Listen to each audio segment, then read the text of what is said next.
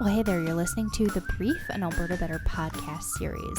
I'm Brittany Brander, and in this series, my co-host Scott Crockett and I explore Alberta's big challenges, celebrate stories of growth and innovation and prosperity, and discover bold ideas to make life better for Albertans.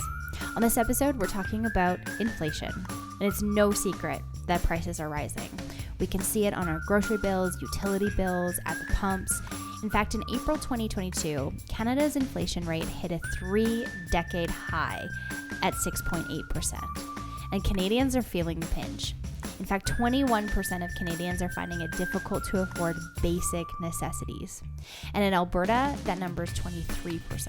BCA's economics team, Alicia Planincic and Mike Holden, joined the show to help explain what is happening in terms of the rising cost of living we're experiencing, what's driving these price increases, how wage growth is keeping pace, whether stagflation could become a reality, and what tools we have in our toolbox to cool rising prices.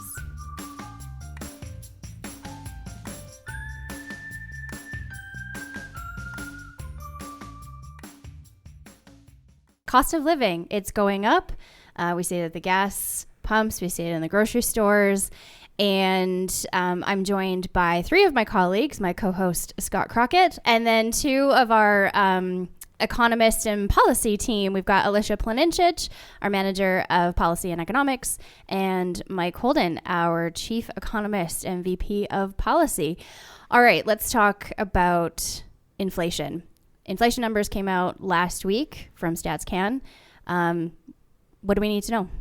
Well, what we need to know is that it's high. And so inflation in Canada is measured by what we call the Consumer Price Index. And that is basically Statistics Canada will track the price of a specific basket of goods over time and the various price changes that happen within that.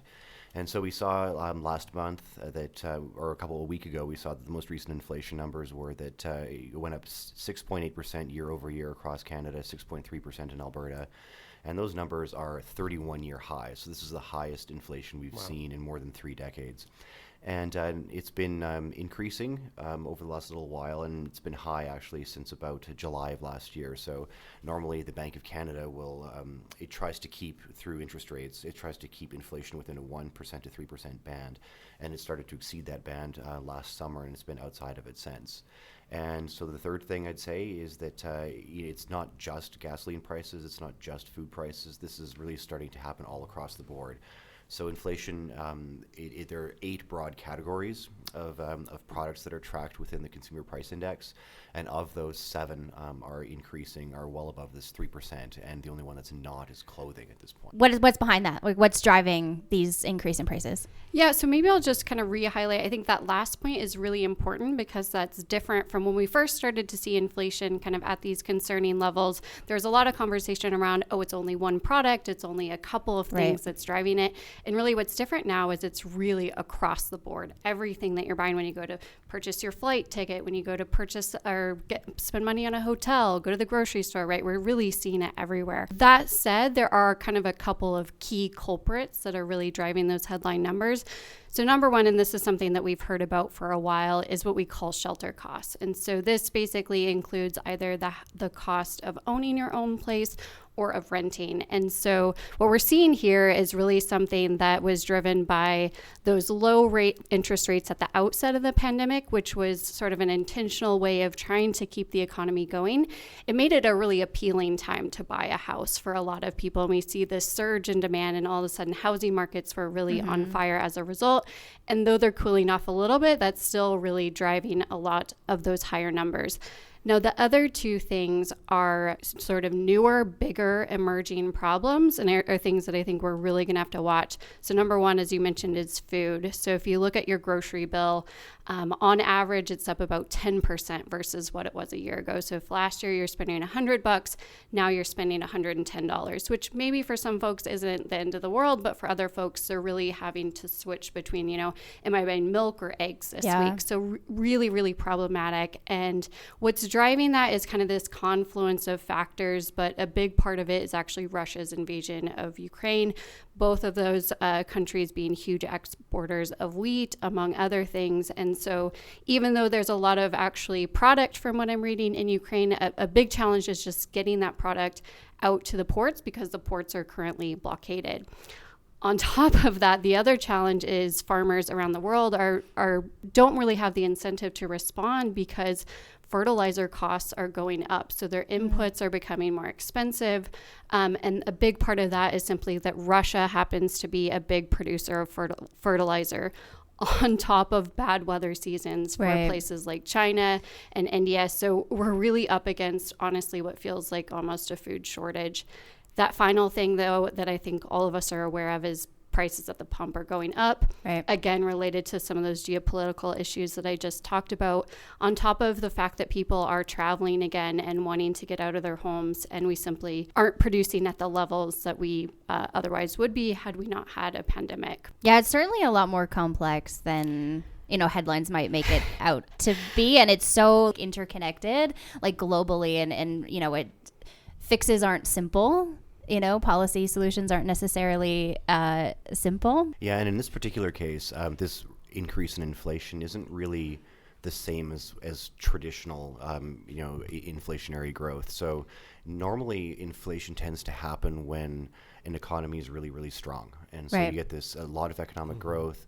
You get the unemployment rate falls, demand for labor increases, it drives wages higher, demand for inputs and goods and consumer products increases, and so it's usually a demand-driven problem. And so that leads to shortages of all of those things, which tends to lead to supply constraints, and then prices go up. And so in this case here, we've got all of these extra factors that Alicia just mentioned that are contributing to this, and it's making it a more widespread and a more diverse problem in a way, and a lot of it is on the supply side, constraint side, as opposed to this demand side. Right. Yeah. Let's just dig a little bit deeper into that particular one for a moment, the demand side versus supply side, because I think that that's something that, a lot of economists have been talking about. Usually inflationary pressures are more on the demand side. So just explain that a little bit further. Why is this supply side, and why is that different than what we would normally see for inflationary pressures? So I'll throw a little bit of complexity on that puzzle. And so this is where, the kind of headlines that you read and the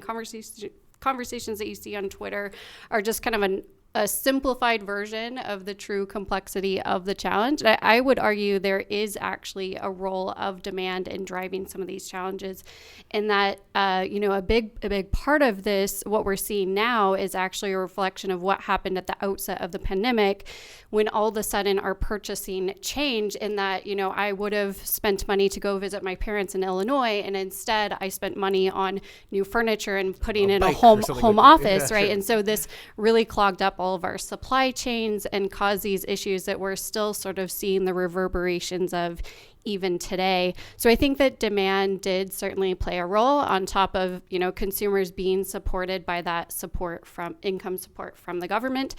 Not to say that that was the wrong thing to do, not even to say that that was too much, but it certainly did create some challenges that I don't think we fully thought about until it's actually playing into the system. So I think demand is a part of it. And then the other thing is just how quickly demand has resurged, right? And it's very challenging for companies like airlines in particular to all of a sudden get the pilots that they need to be, back at the level of flights that, we would want in the absence of a pandemic, now that people are wanting to travel again. So I think that demand is playing a role, and demand is actually quite strong right now.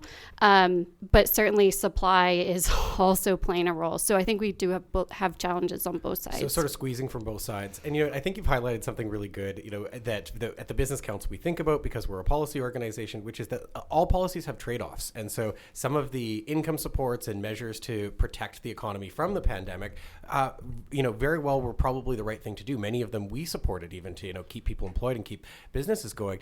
Having said that, those things do have consequences, and so even a policy that is correct in the time can lead to inflationary pressures, and then you add the supply side shocks, and I think that's why we're feeling the squeeze. And so, speaking of feeling the squeeze, I wanted to try and let's talk about this in really real terms. How do you think that this is affecting the inflation that we're seeing day to day Albertans? How are they feeling it? Well, I think that we've covered that a bit before already. Where they're feeling it is in the grocery store and at the gas pumps in particular. I mean, those are the areas where your spending is you most notice increases in prices. Everybody, people will line up around the block to fill up their car at Costco because they can save 5 or 10 cents. They see it at the grocery store because they're there all the time. They buy these goods and services or these their food. I mean, it's what they need. And so that's where people see it the most. And so, and those are expenditures that aren't necessarily avoidable. There's not a lot of substitutes for gasoline, and there's no substitutes for food. I mean, you can substitute within food categories, but you still need to eat at the end of the day. And so that's where people are seeing it. I mean, they're spending more of their money on food, and that means either they need to change their habits, change what they eat, how much they eat, or sacrifice other spending and spend that money on these items instead. When do we hit a tipping point where we get really, really concerned? And one of the things that I think about is, I've seen various studies that say up to 40% of Alberta households would have trouble absorbing a $500 unexpected expense. And so when you start to stack up some of these, costs at the pump, 10% more on groceries, increased cost of housing, when do you think we'll hit a point that, or are we there, where things are really unaffordable for large chunks of Alberta? Yeah, I actually think that we're already there. And if you just look at and talk to folks that are running food banks, for instance, there's been a huge demand there. Even survey data back in March, so it wasn't at the provincial level, but it did look at prairies versus other regions in Canada and found that even as of March, about a quarter of people that they surveyed were finding it difficult to afford basic expenses. And to me, that's a huge alarm bell. And that was actually higher than we were seeing in other regions in Canada. So I would argue that we're absolutely already there, and there's a lot of pressure on the Bank of Canada to respond, and I think there's even some pressure on governments to think about how do we apply some targeted strategies to help certain folks in particular that are really feeling challenged. Yeah, because that's real people, and this is impacting low income people even more so, and people who've been out of the workforce. Alberta still has a really high long-term unemployment rate, and so it's just all kind of conflating and feeling really tricky in the province right now. That 25% number should really hit home. Like if a quarter of the people in this province are having trouble making their basic ends meet, if there's 4 people in line behind you at the grocery store, one of them is worried about their ability to pay that bill. Right.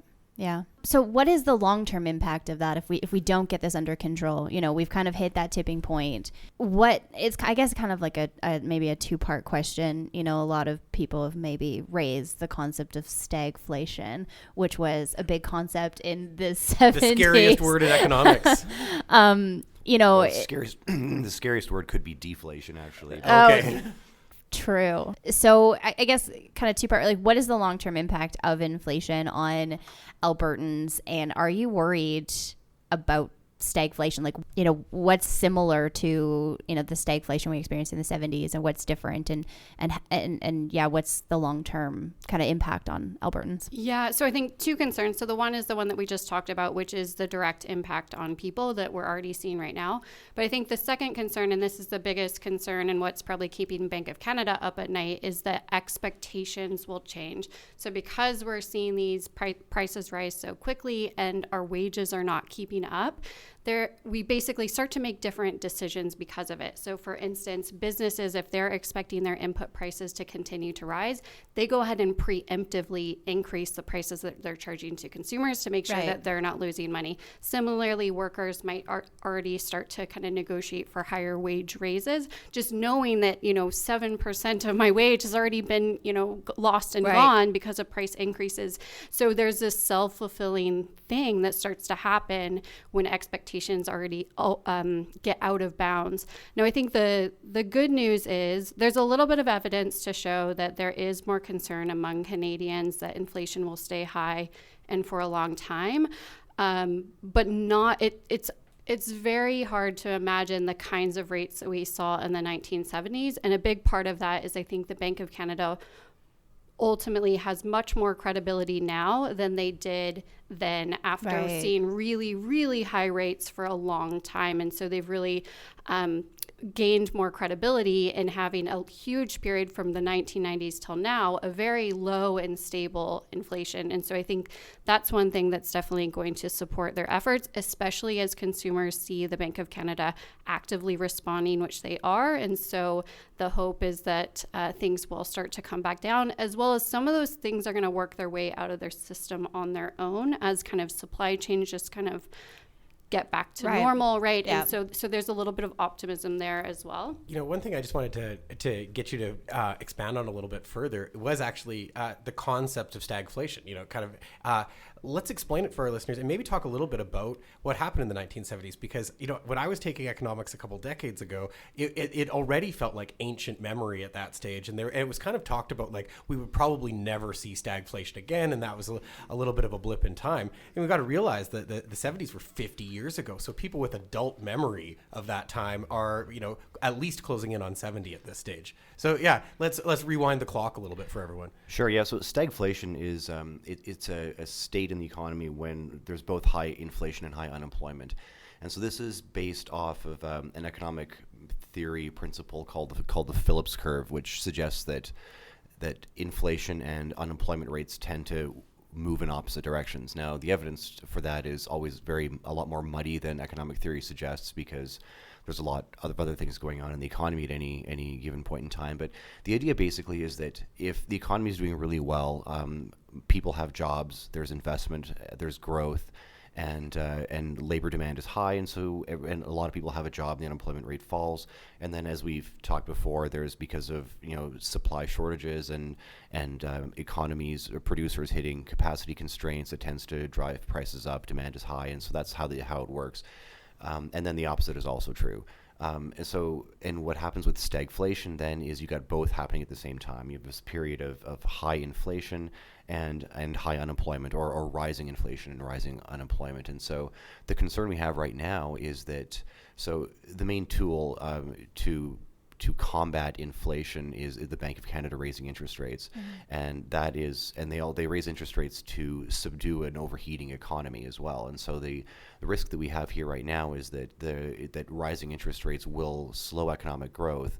But as we talked about before, so many of the factors that are driving inflation aren't necessarily the result of an overheating economy. They're all the things we talked about before: Russia invading Ukraine, supply chain constraints, the aftermath of the COVID pandemic, changing, microchip shortages, all those kinds of things. Global energy markets and underinvestment in capital. Yeah, exactly, that one too. And so those aren't going to be fixed, and so they're not going to be fixed by rising interest rates. And so that there's a risk then that we see the economy slow down, but which raises unemployment, but that doesn't necessarily completely make this inflation problem go away. We are a public policy organization. You guys spend a lot of time thinking about solutions.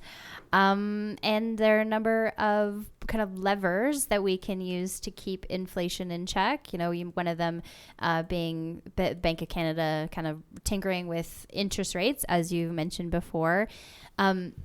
Is interest rates the right move right now? What else do we, as businesses, as governments, as kind of external entities like the Bank of Canada, have in our toolboxes to keep the issue in check? Yeah, well, I think the Bank of Canada and central banks around the world, they use interest rates to do their best to control inflation, and so that's been the mandate of the Bank of Canada for a long time now, and so that's the main tool. And but the challenge in this environment, there's two challenges. One is that a number of the factors that are driving inflation aren't necessarily solved by higher interest rates. And the second one is that it's an especially difficult balancing act right now, because we're just coming out of the pandemic. A number of people have been unemployed for a long period of time, income supports aside.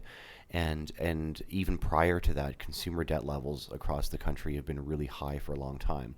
And so as interest rates rise, it has a spillover effect. And if that raises the cost of servicing some of that debt, in the very short term, a lot of consumers could feel an extra pinch. And so so the Bank of Canada has to be extra careful to make sure that it doesn't trip the economy over into a significant recession in its attempt to combat inflation. To speak for a lot of average Albertans, I think they find the Bank of Canada raising interest rates perhaps not terribly comforting.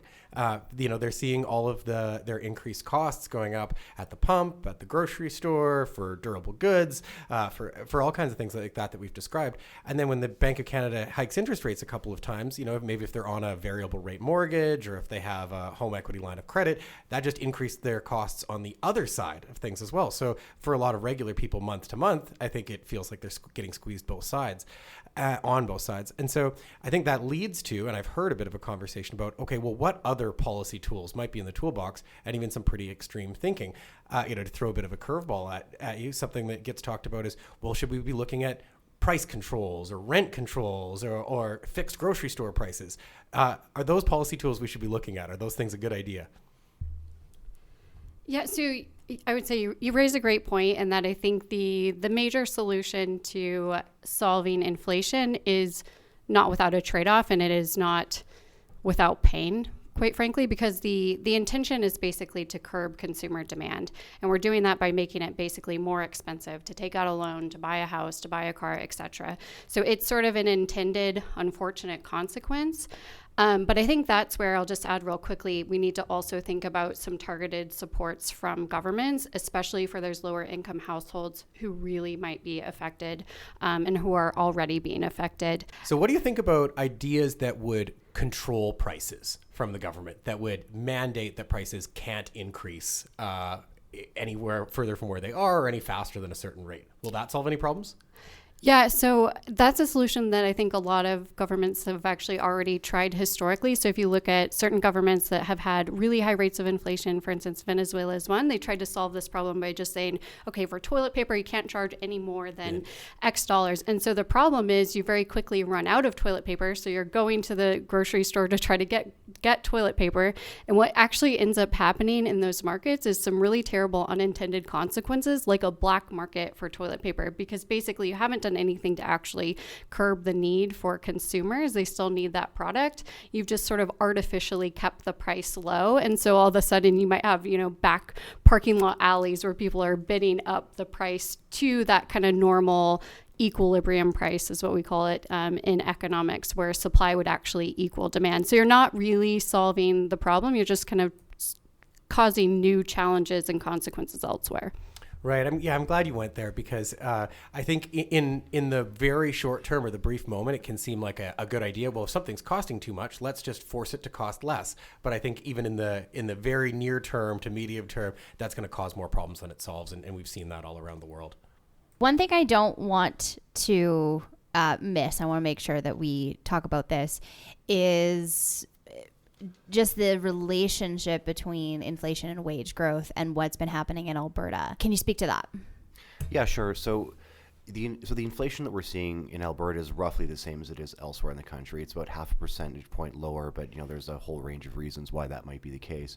But the big challenge is that in most other parts of the country, wage growth it's not matching inflation right now, but it's closer, much closer than it is here in Alberta. And so our inflation rate at around, 6.3% or so so that's the inflation rate. The rate of wage growth in the country is more like 3.5. So our wages are growing at about half of the rate, or around half of the rate of inflation, which means that compared to other parts of Canada, our purchasing power here in Alberta is decreasing at a faster rate than it is elsewhere in the country. And so that's a major concern. It means that Albertans are falling further behind faster because of higher inflation than they are elsewhere in the country.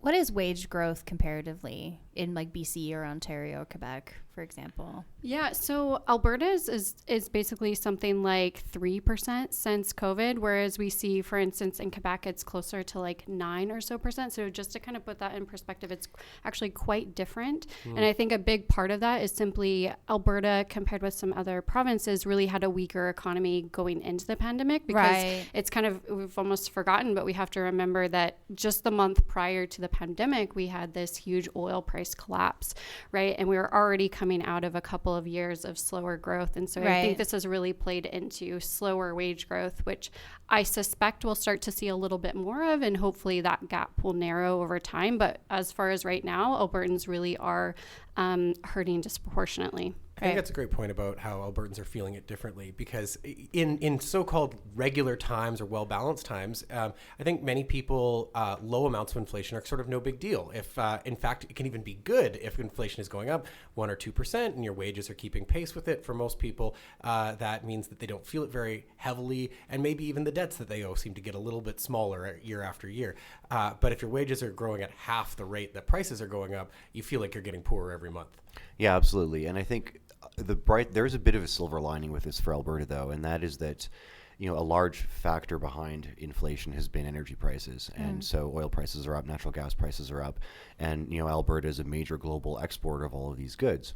And so what that means is that even though this doesn't help everyday Albertans, who are lining up at the pumps trying to fill their tanks or decide how far they can drive that month, it does mean that the provincial economy is doing relatively well. It means that the finances in Alberta, royalty revenues are high. I mean, we saw the provinces broken even years ahead of schedule, and largely on the backs of much higher than expected oil prices and resource revenues. And so that's good news for the province long term.